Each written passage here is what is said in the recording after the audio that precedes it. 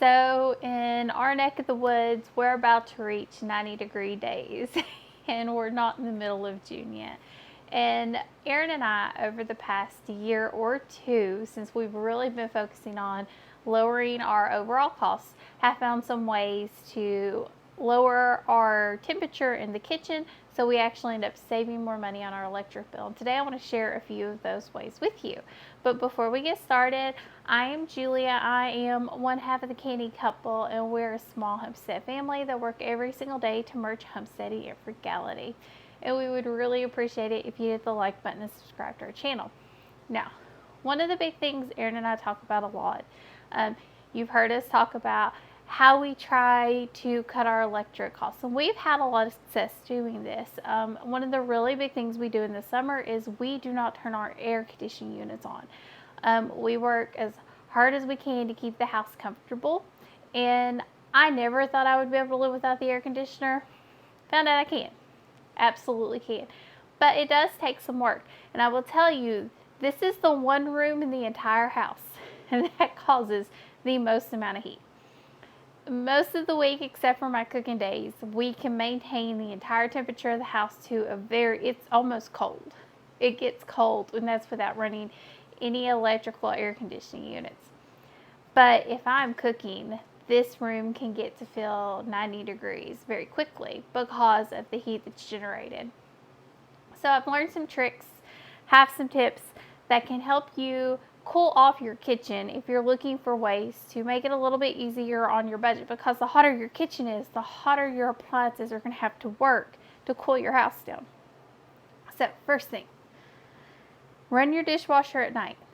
That sounds like a really weird thing to say, but your dishwasher, if you stand next to it, it puts off a lot of heat. It really does. It puts off a lot of heat. And if you're running it during the hot part of the day, it's going to produce more heat with the hot part of the day, and you're going to cause your electric to have to run more to outpace that heat. So I tend to run mine around 6:30, 7 o'clock, and you can also run it on the shorter cycle. If you have an hour-long cycle, run it on the hour-long cycle.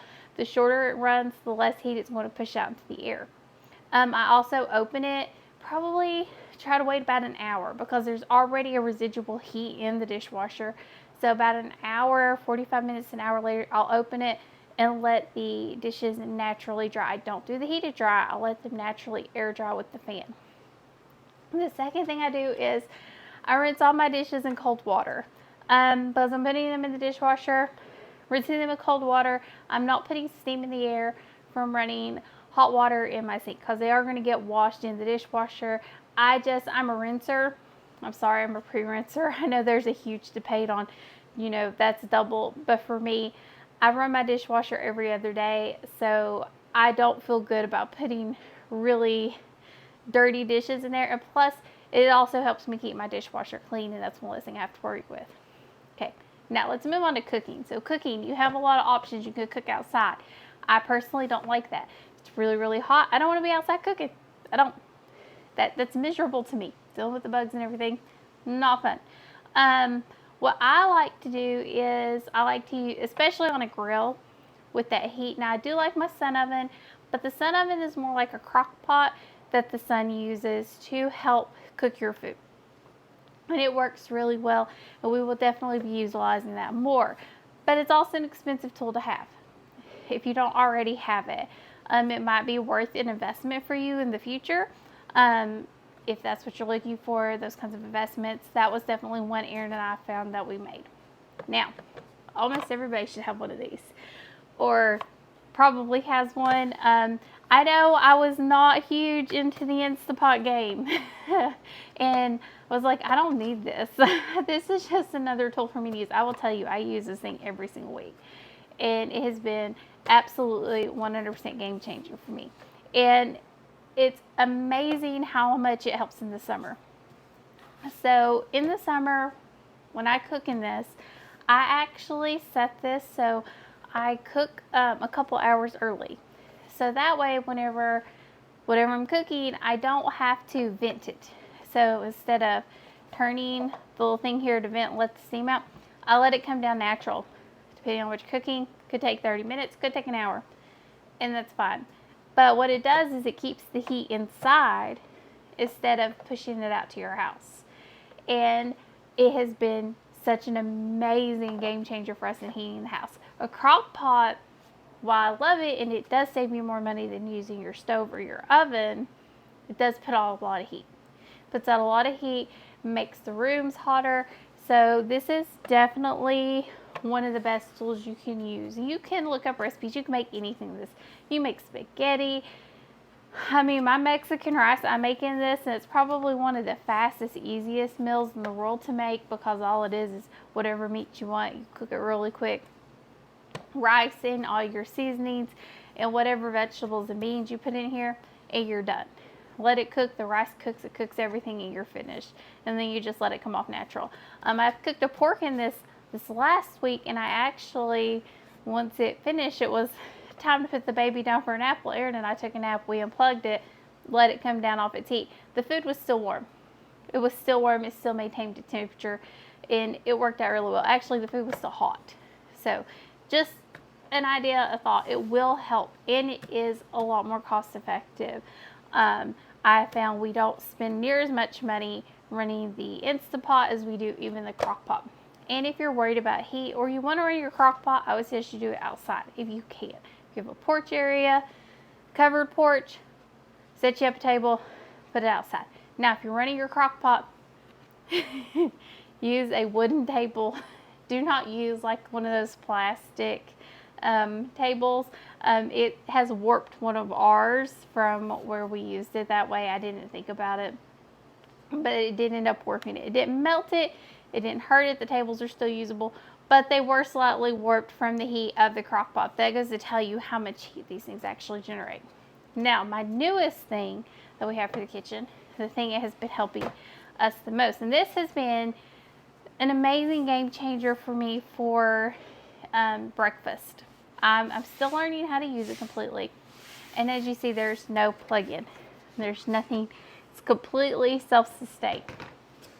So what this is the thermal cooker.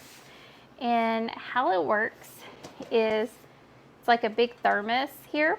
Let me find the handle. So you have a metal thermos and a lid. And what you do is it snaps closed. And you put what you're cooking in your pot. So I've been doing lots of oatmeal for breakfast, and this has worked out really well. So at night, the night before, I've soaked my oatmeal. I put it in here, get it warm, get it hot.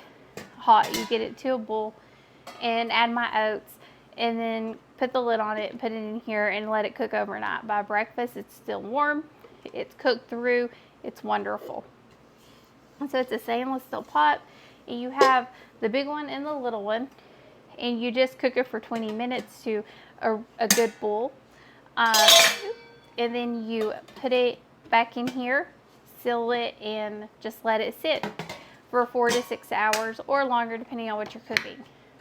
It's amazing. It's absolutely amazing. No heat comes off of this at all. Very, very little. I feel like the bottom maybe gets a little bit warm, but I'm also very careful about where I put heat because I don't want my countertops to break.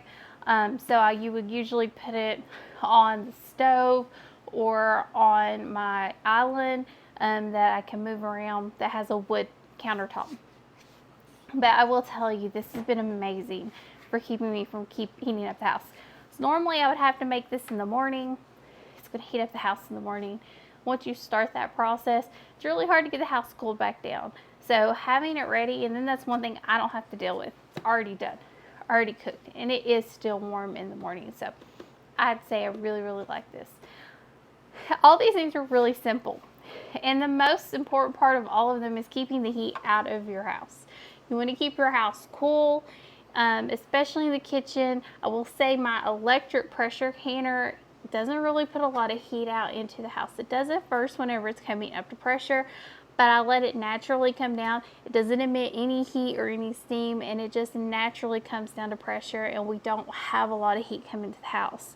So because we're controlling the amount of heat we generate, we're actually able to maintain the cooler temperature that we achieve throughout the day or at night. Because at night, naturally, there's no sun. It's dark outside. It's going to be cooler.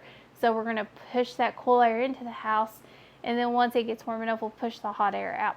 And Aaron and I will be doing a video on how we maintain and manage keeping our house cool later. But these are the few things I do in the kitchen. And I have to tell you, they really do help. I don't know what I would do without the Instapot. Of all the things, if you do not have an Instapot, you're looking for ways to not have to deal with a hot house or a hot kitchen, because I know what it's like. I absolutely know what it's like. Once it gets hot, you can't get it cool. I mean, it's miserable. You can go from one room to the other and it feels like you've walked into an ice box because you've got that kitchen so hot. I know what that's like. And even in our house where we've, opened up walls to make the rooms bigger, my kitchen will still feel so much hotter if I'm not careful and being mindful of this and going over there. Now, the other thing that I do is I use my Ninja here. We use that to warm up our food. And the way I do that is it goes to 250. We use the battery, so we're not using electricity because we charged off the sun, off the solar setup. And what that does, it doesn't really generate a lot of heat. But I also make sure I don't leave it open. I close it immediately. This is so important. You're just making sure you're being mindful and careful about how much heat you're actually putting into your kitchen and your home. Just one of those things that you have to be aware of when you're trying to cut back your electric costs. Because I know for us, running that air conditioning unit, running anything like that is it is just so expensive in our area. It is massively expensive. We actually were able to look on the website for our electric company. It is at minimum $50 more in our area, 20 minutes away from Tennessee, than it is in Tennessee, using the same kilowatt hours. At least $50. And that doesn't seem like a lot, but it really does add up over the months, the weeks, the years. So just something to be careful. So I hope these help you. Leave in the comments below what you do to keep the heat out of your kitchen, how you manage that, how you maintain it, because we all have to cook. Got to take care of families. Got to handle all of that. So how do you actually keep your house cool in the summer without having to go out to eat and, blow your food budget that way? Check out our link tree. You'll see all of our other great content. And as always, thank you for joining us on the Canny Couple, where we work hard, live simple, and enjoy life. Have a wonderful day.